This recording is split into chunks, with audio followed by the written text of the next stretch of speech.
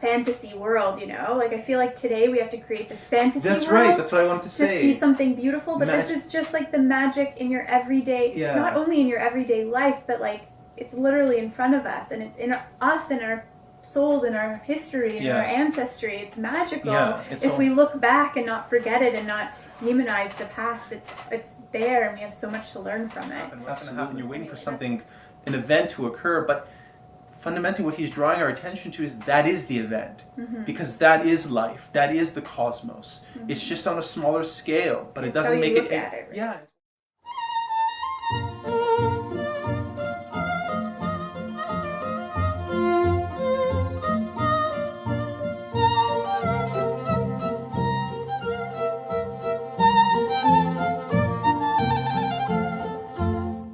Welcome to our channel, where we set out to explore wonderful, great works of literature. While dressed in elegant clothing, because... Why the hell not? So today we have two kind of like shorter novella-length stories.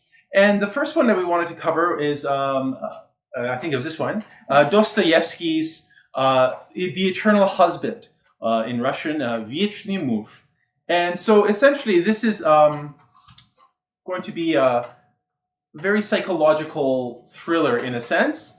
And the other one that we have here is by the Viennese writer Aldabert Stifter, but he's kind of like faded from sort of the public consciousness. So Dostoevsky is definitely a much more crowd-pleasing favorite and more philosophical writer, but there's some profundity, actually there's quite a bit of profundity to Stifter as well. So should we first talk about the Dostoevsky? Sure. Okay, so this is called The Eternal Husband. Yeah. So the idea here is fundamentally that there's a main character named Volchaninov, and he's a bit of a rake. Yeah. He's a bit of a womanizer. Yes.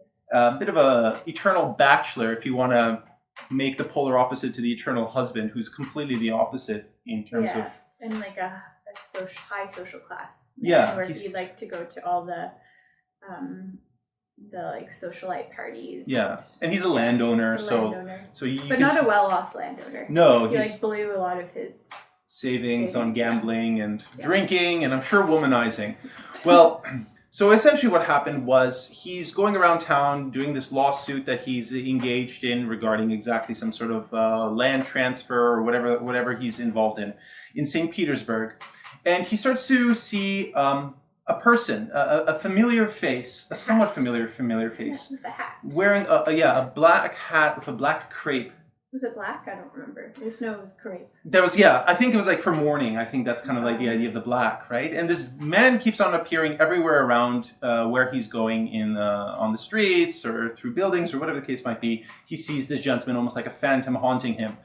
And one night, he's home in his apartment, Volchaninov, and he looks across the street and he sees exactly the same man, literally across the street, kind of like debating to himself whether to cross the street towards his side. And sure enough, he sees the man cross the street, and he's staying very silent and still, and he hears the man coming up the stairs, and all of a sudden at his door, he sees that the door is being tried, the knob is being tried. And he sort of swings open the door, and there he sees exactly the same man who's been haunting him for the past few weeks, everywhere he goes.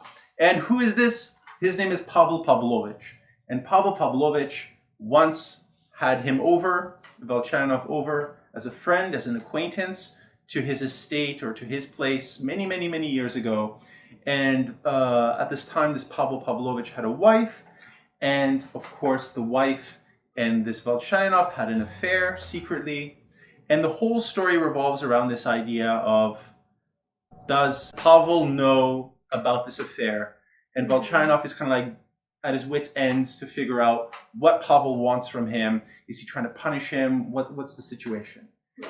And so there's all these like kind of like slightly sadistic things that kind of happen. Yeah, they're almost playing mind games with each other a little bit, where one feels immensely guilty for having had the affair in the first place, which he even says like he doesn't understand why all of a sudden his conscience is kind of creeping up on him, because it wouldn't have affected him before. He was kind of a bit like crude and callous in the past, in the sense where he didn't really feel ashamed by betrayal in any sort of the way. Like that didn't really Didn't feel affect guilt. him. Yeah.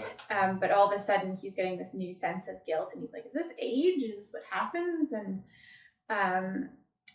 And so he feels somehow that he owes something to this man to make up for it. And also he's a bit curious, like, does the husband know he had an affair? And this curiosity is kind of eating him up inside. Yeah. He wants to find out if he knows or not. Yeah.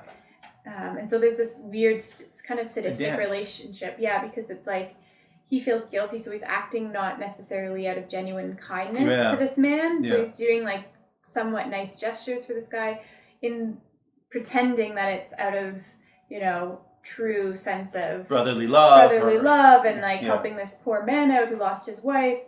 But really it's not. It's really for a self kind of satisfaction, or a self trying to make him feel a little less guilty inside. And we should say quickly, just as a side note there, just to confirm, the reason why Pavel Pavlovich, the husband, the eternal husband, is now in St. Petersburg is because the wife died. Yeah. And so that's kind of where you get this sort of like the movement of the plot revolves mysteriously somehow, even though it's between these two men playing these little games with each other, there is a third participant there, and that invisibly almost throughout the entire novella is the presence of this woman. Even though it's not really spoken about too much, there's not much exposition, there's no real flashbacks, she never really says a word really, but there is a sense in which she's very much an active participant in this sort of triad of characters. Yeah, and even in these moments of like almost insanity in the middle of the night, because Pavel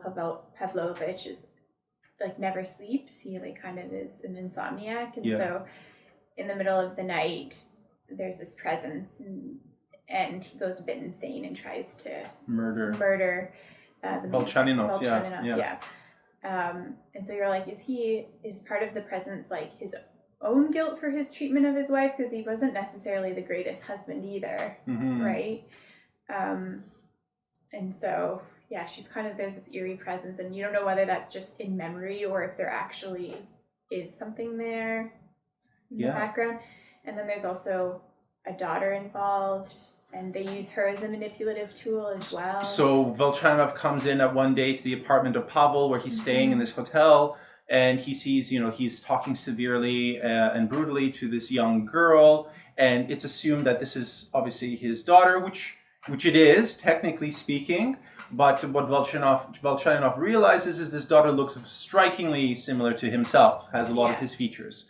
And there's a particularly horrific moment where, you can tell Volchaninov is really torn because he knows he's the true father of this girl, and he wants to protect her from this like alcoholic, whoring father that she has in Pavel Pavlovich.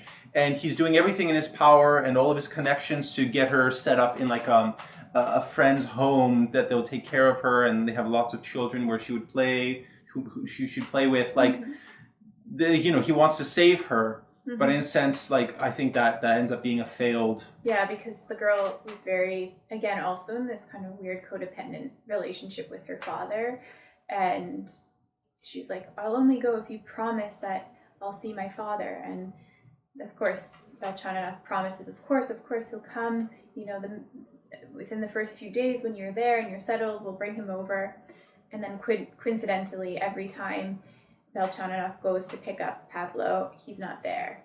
And so eventually this daughter dies, essentially. From some sort of like fever. But she keeps calling out for her father. And so there's this interesting dynamic because, of course, obviously Volchaninov is the real father. And so he's like, you could tell he's contemplating, he's in this kind of stuck situation where he's trying to get the father to come, but really he's the father. Yeah. And so he even feels more guilt, like he can't admit it, that he's really his father, or that also admits to the affair, right? And then that also would smother her mother's name as well. Yeah.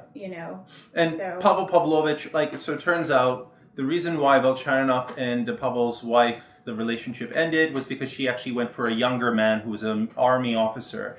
And so ostensibly the reason why Pavel Pavlovich is in St. Petersburg is because he wants to reach out to this young army officer.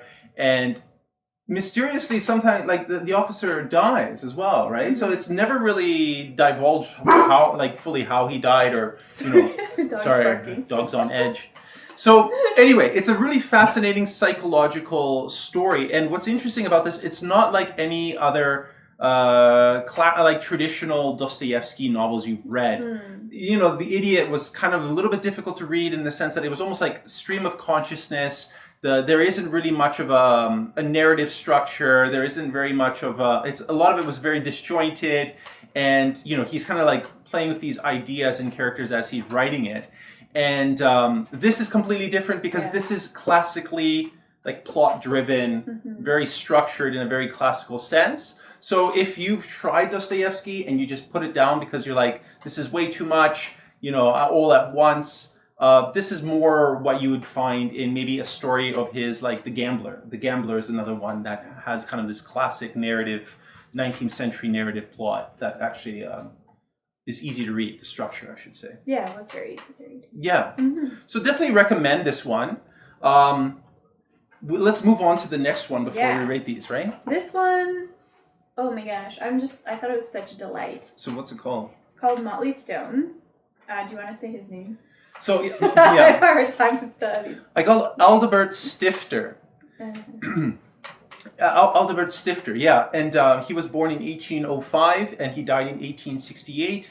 And he was part of the Austrian, he was born in the Austrian Empire, what is now known as the Czech Republic. Mhm.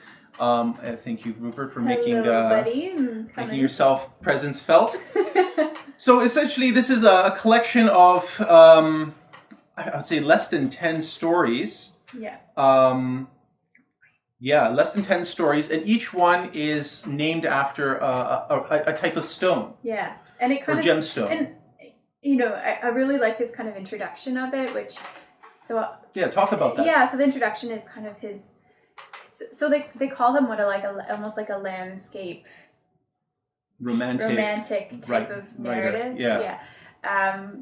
And he was a tutor for children, so he came from a rather poor family, but he was very intelligent. He became a tutor for some very high society individuals, and so he made his name eventually through newspaper publishing, and then eventually his name came out.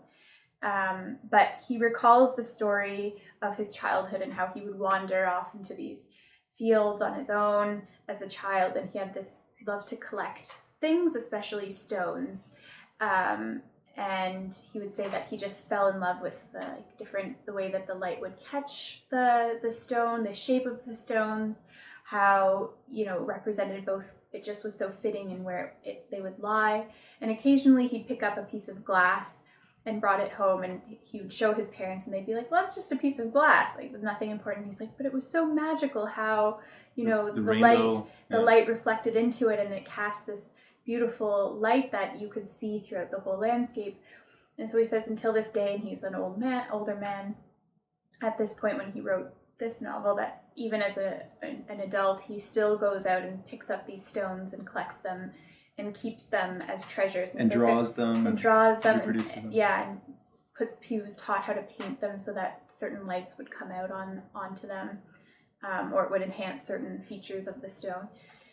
Anyway, it just kind of is an opening to show how he focuses in on the little details of nature, and also that there's beauty even in things that are otherwise mundane or priceless. He's like, maybe there's a ruby, maybe there's a gem within these stones that I've collected, but he's like, at the same time, that I hope you can see that these stories still shine a little bit of interesting light into nuances of life and the beauty of nature. Yeah. So it was I thought that was just a very clever way to open up. Yeah. And it drew me in from the beginning. And so another thing exactly about this introductory essay that he writes before he gets into these stories is this idea that he believes that the whistling of the kettle, the overflowing of the water in the kettle, the base is the same. He does not see this as a diminished version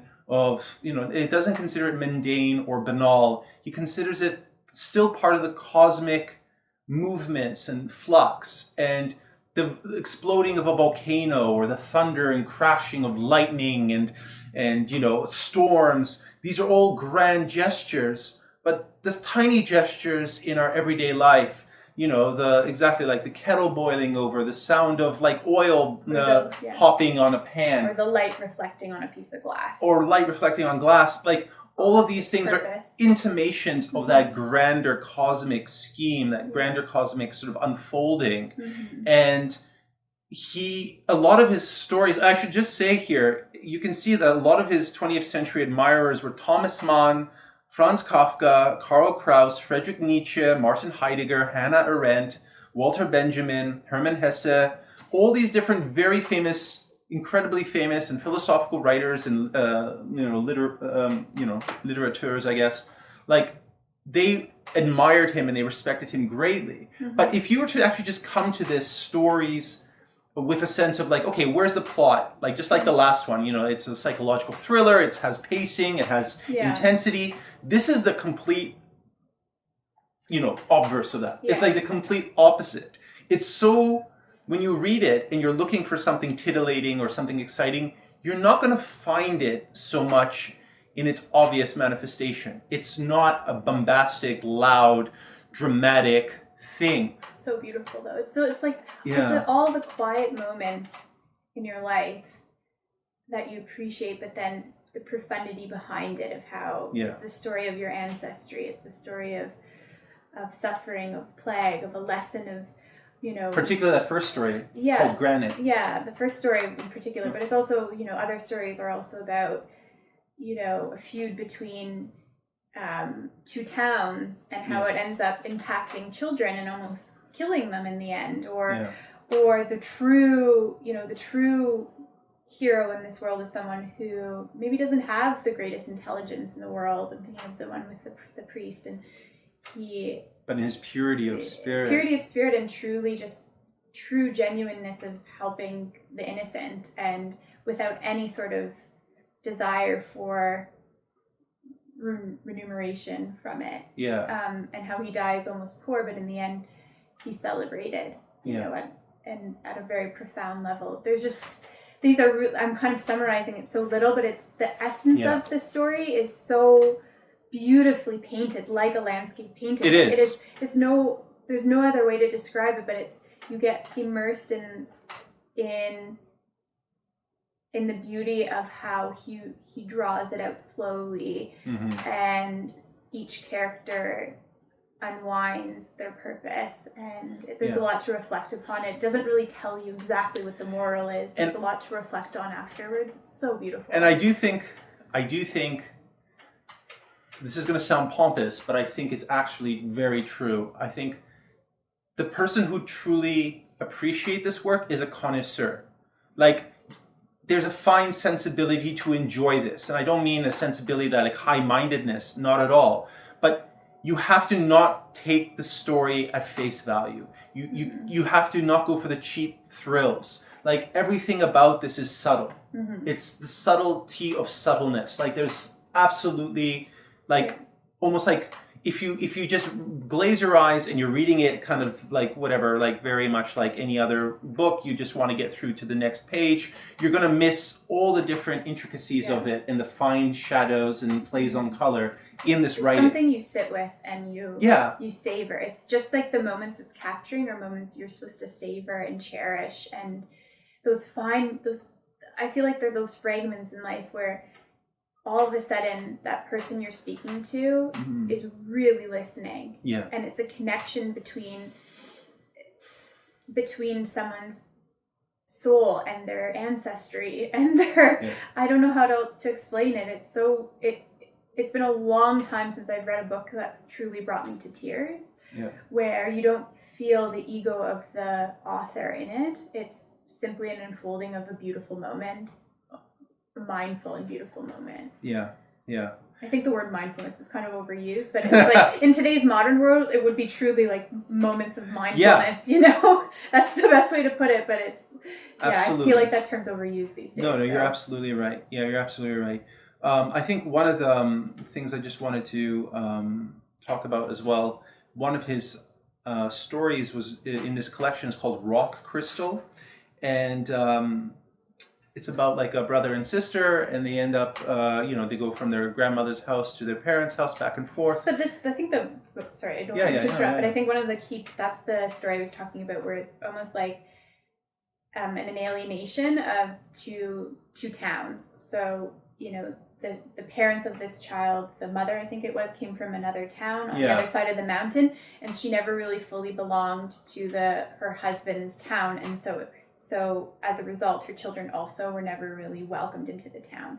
And so these children had to climb up through mountain passages to get to the grandparents' house in order to visit the grandparents. Sorry, go ahead. Yeah, absolutely. No, and I guess, it was touted in its time as like, a nice Christmas story. Mm. And, in the introductory essay by the editor or the translator, they're like, they completely missed the point. This is the descriptions of when these children they take the wrong path, essentially, mm-hmm. and they're climbing up this mountain trying to get home, and it's all foggy. Mm-hmm. They're trying to survive overnight in these ice flows, like this, almost like this. A cave, it's an ice cave. Yeah, but like it was like miles upon miles of like sort of ice and crevasses. Just missing crevices, falling into crevices. Yeah, exactly. Mm-hmm. And so this sense of this other world that they've now inhabiting, this alien landscape, this like the terror of the cold, indifferent nature that's surrounding them up in this high mountain, right? Something beautiful, something exotic, something alien, but also something incredibly dangerous and, overwhelming. And that terror that is almost like present within this, like, what would you imagine to be like a very, mild tale of not a particularly dramatic story, but this one insertion of that is like pretty dramatic in a sense, in that way. But like two children almost die, and it's a children's story in a way. But I guess like what they call attention to is like almost this like Lovecraftian, like this almost like the abyss. The nature is not just something that's warm and fuzzy and always plays nice, but like the horror sometimes that it can present itself, and it's all these different multifaceted I think that was part of it too, but I also think it was like, sometimes tragedy has to happen to have two communities unfortunately embrace each other for the sake of a child. But I also think it's like almost this kind of adults own biases and kind of desire to be tribal in a way, right? Connect with their own people and alienate others, mm-hmm. doesn't just affect them. It affects the people they cherish the most, which is children, which shouldn't be the result. And so it took this kind of almost heroic effort and almost death of this child in order for the whole two towns to come together and unite, or finally welcome this one family into their community, right? Yeah. And just to build up on what you're saying, like one of the things that you said, he's a very moralistic writer.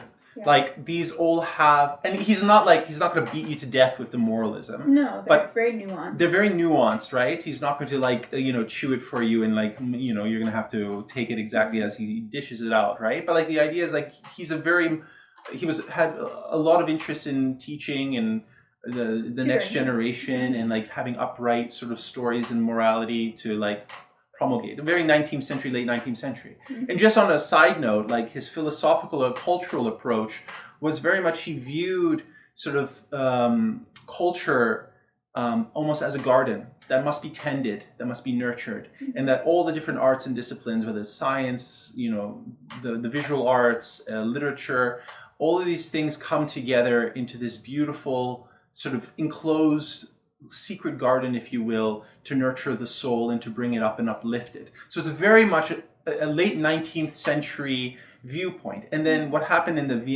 these circles, these intellectual and literary circles in Vienna, is it kind of, there was at the same time, there was a reaction to that, mm-hmm. where it was all about kind of the, chaos, a little bit of like Dadaism, experimentalism, a complete rejection of the traditional norms, mm-hmm. and there was a lot of breaking out with like Kokoschka, and you have a lot of these kind of like wild artists and musicians like, creating these very like atonal symphonies. So like he's coming at a particular end point in this phase in literature that was becoming incredibly unfashionable near the end of the 20th century. And it's just so interesting because to or me it 19th seems so century. timeless. It's like a timeless folk tale in a way. Mhm. But I definitely grasped that, and I think that's why I found the first stories, granted, especially moving, because it's so again, this story starts out with the boy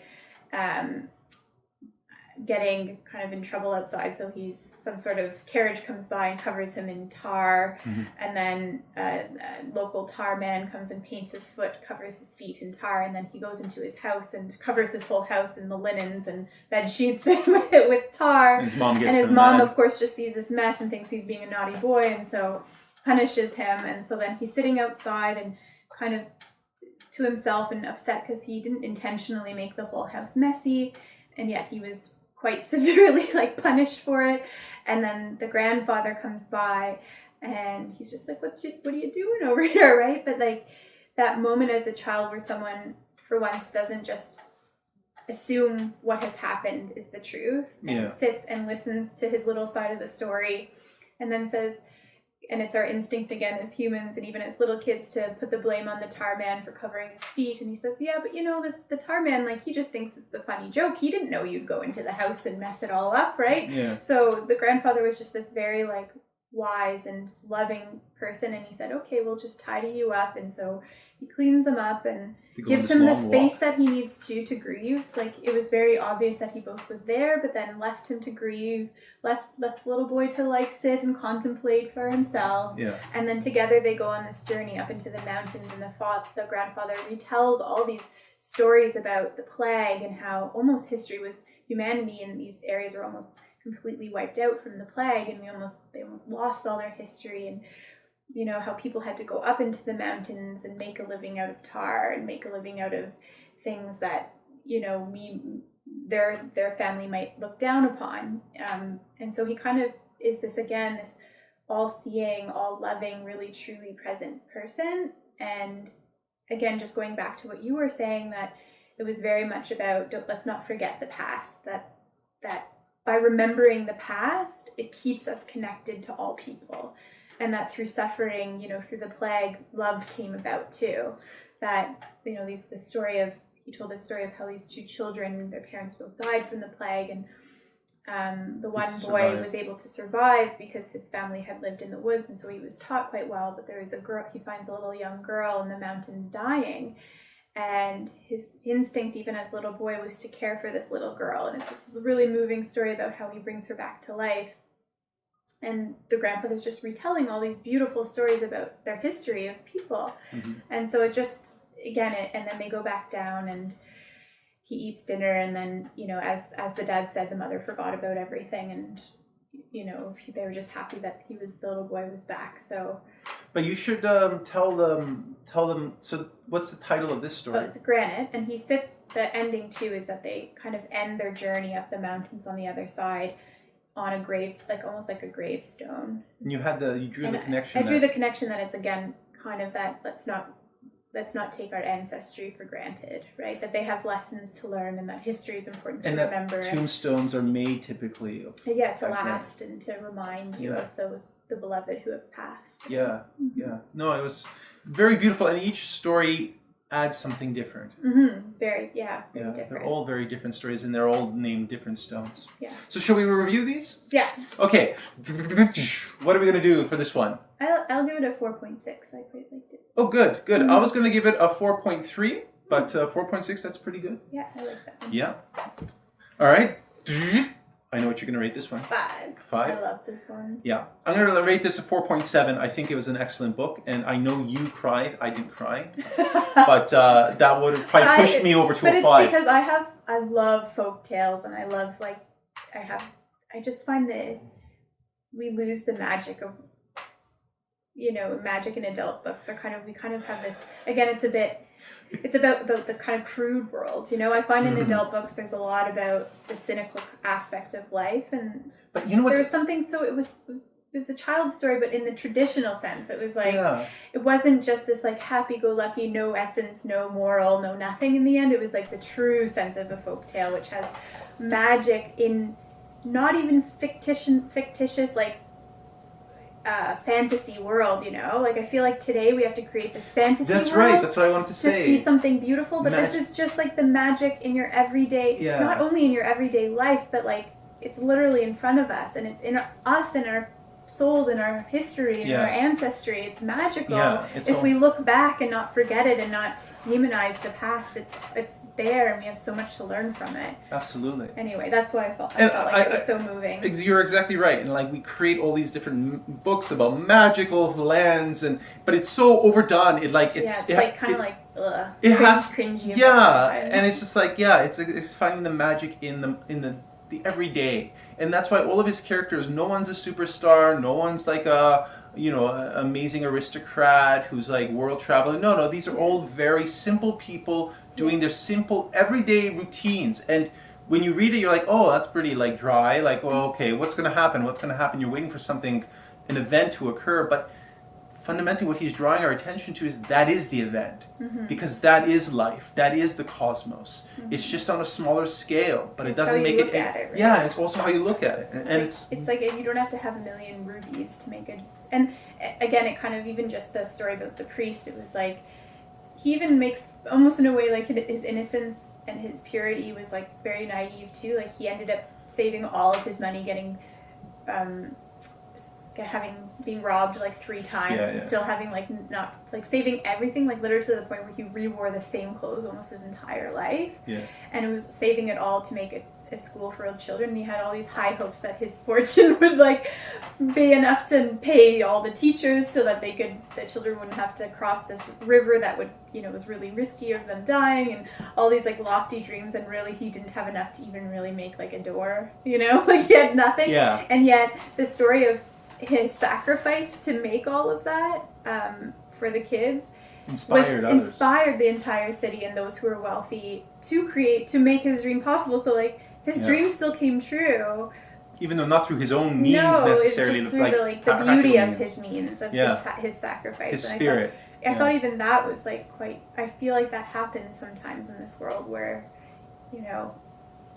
well, we can't even possibly even know the outcome of all of our actions and intentions because they take a life of their own, Anyway, beautiful stuff. So we highly recommend these 2 books. Yes. And we thank you for joining us. And please leave a comment, like, subscribe. I hate to be, the peddler of YouTube subscriptions here and be like, hey, by the way, you gotta subscribe. But we're just happy you're here with us. We don't care that much, but it does help to click the little subscribe button. If you've made it to the end of this video, wonderful. We're excited. Yes. All right. Well, anyway, you take care and have a good evening, and we'll see you next time. Bye-bye. Bye.